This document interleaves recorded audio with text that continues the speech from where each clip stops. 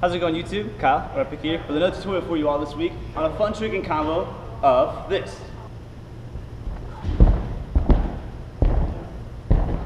Like so. If we're going to try this move, please make sure you can hook kick. If you can hook kick, make sure you can aerial. If you can aerial, make sure you can cart full or aerial full. Sometimes an A-twist can help, and definitely make sure you know how to swing through into a cork with these couple variations here. So you have these videos here to help you out, progress, and then when you master those, you come down to here, and this will probably be a lot easier for you knowing those movements. Nothing more to do, let's get started. The first motion you're starting with is more or less a hook kick. You're just gonna start with that motion there. If you don't have to hook it, then don't do it. I mean, it's all up to you. I just use the hook kick because it helps build momentum for the aerial.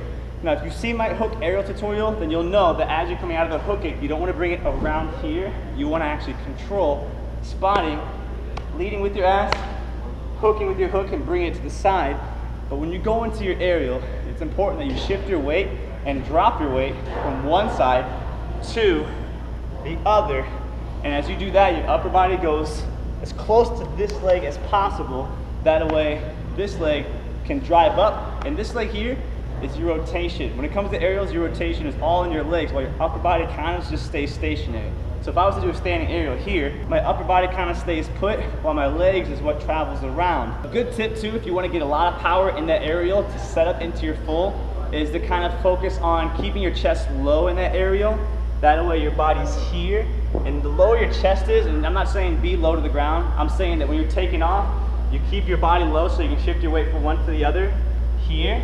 And then your legs traveling around is actually what creates the momentum. And the faster you swing those legs, and the harder you swing them in a manner to where you're able to set up to here out of your aerial, that'll play a big part in how much momentum you'll carry into your full, and that'll help a lot with the height.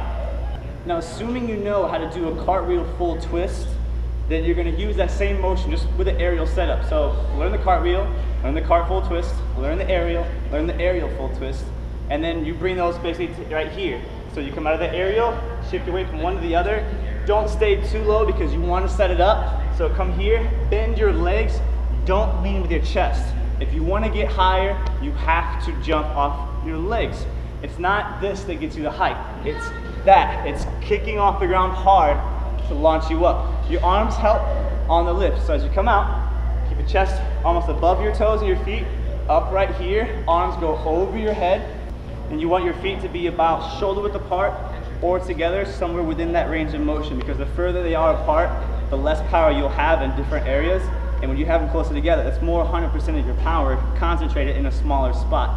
So when you're coming out, arms go over, your body will turn to face the direction you're going, and your legs are gonna go up and sink. Don't bring your feet around unless you're going for like a B-twist motion, but however you're doing it, your arms come up. And by the time your arms are about here, you want your legs to be straight. So the tiny part where you don't want to go here and take off that way, you don't want to go here and take off down. You gotta feel that lift into that wrap. And the wrap part is very easy. Your arms going over here is gonna help you with your upper body coming over and in. And then your feet jumping is gonna help your legs go up and turn as your arms will come to punch your armpit from around to in. Your hips will torque, not just here, but around to the finish, and your feet will come together and pull your feet underneath you to be able to stand up tall. So before you just go for the swing cork, just master the aerial into the full twist part first. And then when you want to progress to the cork, start working on landing, not here, but more or less here on one foot. Now I want to address something real fast. I know a lot of people will probably nitpick the form on that. And in the tricker world, when you come out here and wrap that way and still finish here, it's considered a full. Whereas I know formally you would come out here and go that way. So if you're focusing on form, then go ahead and just correct your body to come here and pull it straight over like you formally would. If you don't really care too much about form, go ahead and follow through with the momentum, but maintain control. Don't just throw your body. Now the cork part is probably the most fun part because it's that big finisher. So when you get your swing cork easy, then you can go into doubles and stuff like that. But when it comes to the cork, it's important that you don't keep your arms in here out of your full. Normally when you're just finishing your full, it's okay to bring yourself and land like this if you want to. But if you're trying to swing, then you're going up and wrapping into the full, but you're bringing them back behind you as you set up for the court.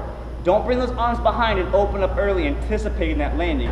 You got to keep your eyes on the ground while you're wrapping into that full so you can see the ground, know where you are, then easily prepare yourself so when you're here, chest stands up, leg goes in front with your arms, everything works together as you pull yourself around into your cork. After that, it's pretty much just continuously drilling it. Don't go for the whole combo at once. Start with the first 2 combos, master that, then add the 3rd one, master that, then so on and so forth. Throughout the entire combo, anytime there's a combo with a lot of twisting, it's important to pay attention to your arms.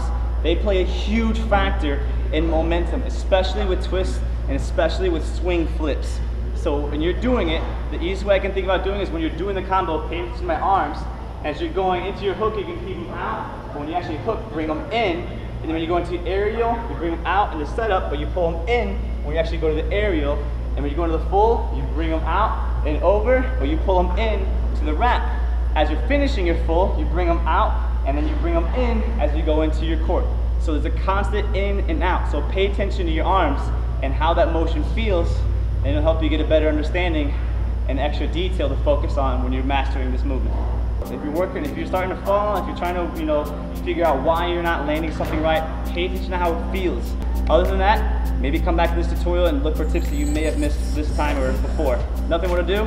Here's some slow-mos. Thanks for watching, you guys. Hopefully I've helped. Take great care. Stay positive.